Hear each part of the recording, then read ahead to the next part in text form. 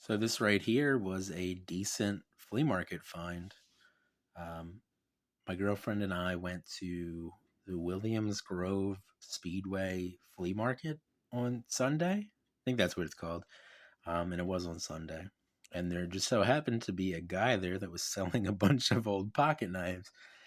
So of course I spent like, I don't know, 15 minutes, 20 minutes, maybe even a half hour at this stand. And my girlfriend walked around and looked at other stuff while I was looking at old pocket knives.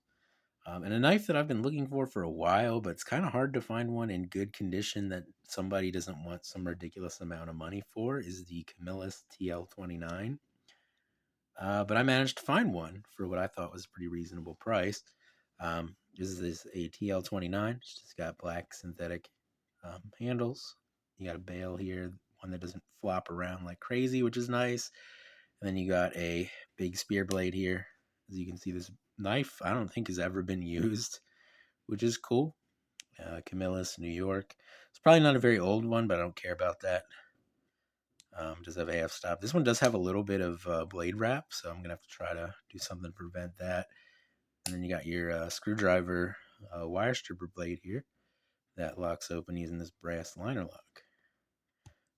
So I've wanted a TL-29 for a while. I have one, but it's pretty far gone. I could use it if I really wanted to, but it's not in the best of condition, and I wanted to have one in better condition that I could carry and everything. And I am going to carry this knife. But I paid $20 for this, which I feel like is pretty reasonable, considering most of the time that I see these at flea markets, they're completely destroyed or pretty badly like worn out. And people want like $15 for them and stuff. So this is like a brand new one for $20. So I'm pretty happy with that. Pretty gladly paid that. It does have just the slightest amount of maybe the plays on the screwdriver blade. It might be, but I feel like one of these had a slight amount of play. Yeah, the plays on the screwdriver blade. It's actually pretty significant, so I probably will try to fix that. You can see right here, the pin's actually like indented on this side. So that could be part of the problem. So I probably will try to fix that just because, it's a pretty easy fix and everything. And this isn't a super valuable knife or anything. Um, but yeah, I really do like the style of the TL-29. As you can see here, I did say it had some blade wrap. It does hit the back spring pretty badly. I'm going to sharpen that out and put a piece of like leather down in there. You can see right there, it hits the back spring pretty hard.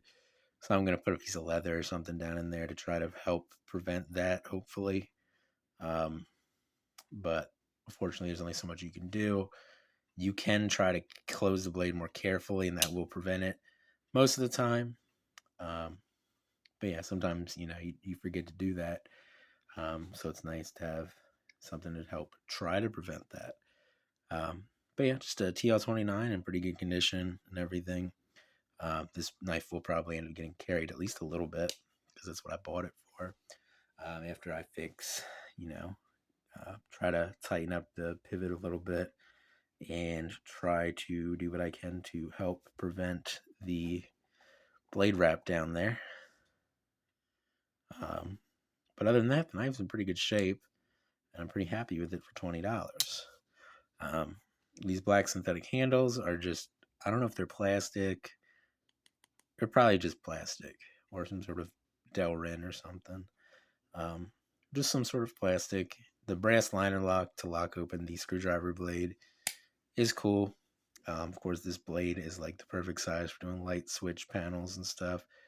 But yeah, it's just a very utilitarian knife designed for one purpose, to be like an electrician's knife or a lineman's knife. During World War II, they did issue the TL-29 to people that were, linemen in the military, I guess. Those ones I think mostly had wooden handles and stuff.